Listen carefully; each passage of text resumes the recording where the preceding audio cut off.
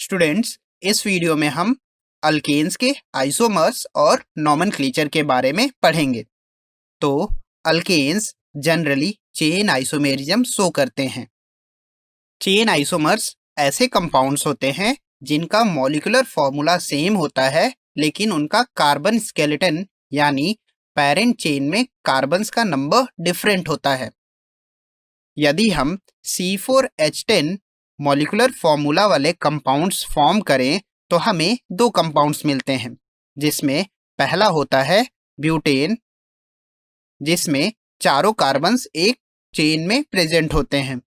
वहीं दूसरा कंपाउंड होता है 2-मिथाइल प्रोपेन। इसको हम आइसोब्यूटेन भी कहते हैं। आप यहाँ पर देख सकते हैं कि नॉर्मल ब्यूटेन के पेरेंट चेन में टोटल 4 कार्बन एटम्स हैं।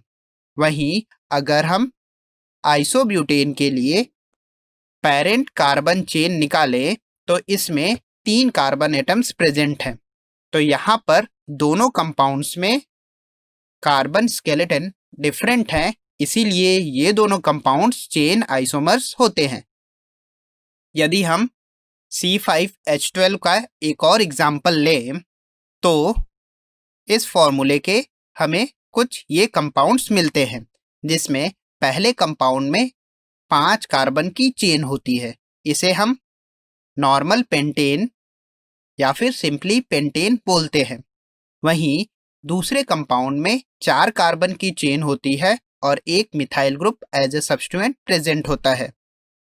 इस कंपाउंड को हम 2-मिथाइल ब्यूटेन या फिर आइसोपेंटेन कहते हैं।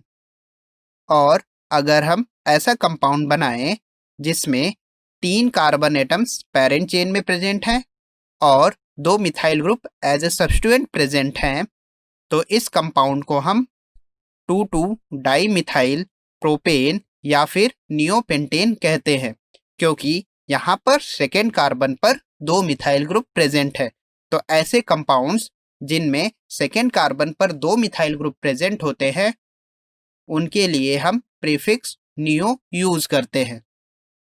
वहीं अगर सेकेंड कार्बन एटम पर केवल एक ही मिथाइल ग्रुप प्रेजेंट है तो इसके लिए प्रीफिक्स हम आइसो यूज करते हैं, जैसा कि आप सेकेंड एग्जाम्पल में देख रहे हैं।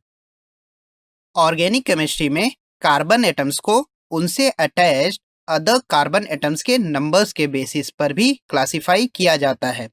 जैसे कि अगर कार्बन एटम से केवल एक ही कार्बन एटम अटैच्ड है तो उस कार्बन एटम को हम 1 डिग्री या फिर प्राइमरी कार्बन एटम कहते हैं। वहीं अगर कार्बन एटम से 2 कार्बन एटम्स अटैच्ड है तो ऐसे कार्बन को हम सेकेंडरी या फिर 2 डिग्री कार्बन कहते हैं। वहीं अगर कार्बन एटम 3 कार्बन एटम से जुड़ा हुआ है तो उस कार्बन एटम को हम टर्शियरी या फिर 3 डिग्री कार्बन एटम कहते हैं। अगर कार्बन एटम 4 कार्बन एटम से जुड़ा हुआ है तो उसे हम क्वाटरनरी या फिर 4 डिग्री कार्बन एटम कहते हैं।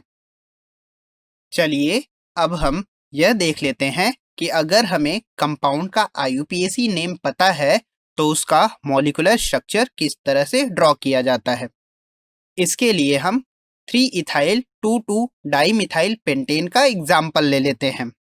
तो अगर हमें स्ट्रक्चर ड्रॉ करना है तो सबसे पहले हम इसके पेरेंट कार्बन चेन को ड्रॉ करेंगे, जो कि यहाँ पर पेंटेन है, यानी पेरेंट कार्बन चेन में 5 कार्बन एटम्स प्रेजेंट हैं।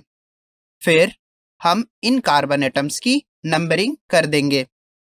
नंबरिंग करने के बाद हम पेरेंट चेन पर सब्स्टिट्यूएंट्स को उनके लोकेंट के अकॉर्डिंग लगाएंगे, जैसे कि 3rd कार्बन पर इथाइल ग्रुप और सेकेंड कार्बन पर 2 मिथाइल ग्रुप्स, जो कि कुछ इस तरह से दिखेंगे।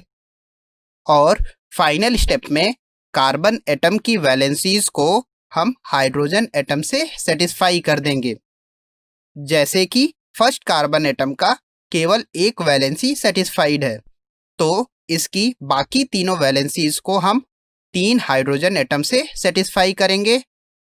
और अगर हम 3rd कार्बन एटम की बात करें तो 3rd कार्बन एटम की यहाँ पर 3 वैलेंसी सेटिस्फाइड हैं और रिमेनिंग वैलेंसी को हम यहाँ पर एक हाइड्रोजन एटम से सेटिस्फाई कर देंगे।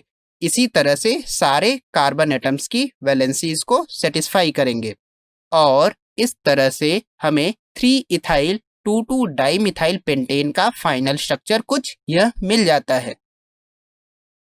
आई होप आप IUPAC नेम के अकॉर्डिंग मॉलिक्यूलर स्ट्रक्चर ड्रॉ करना सीख गए होंगे।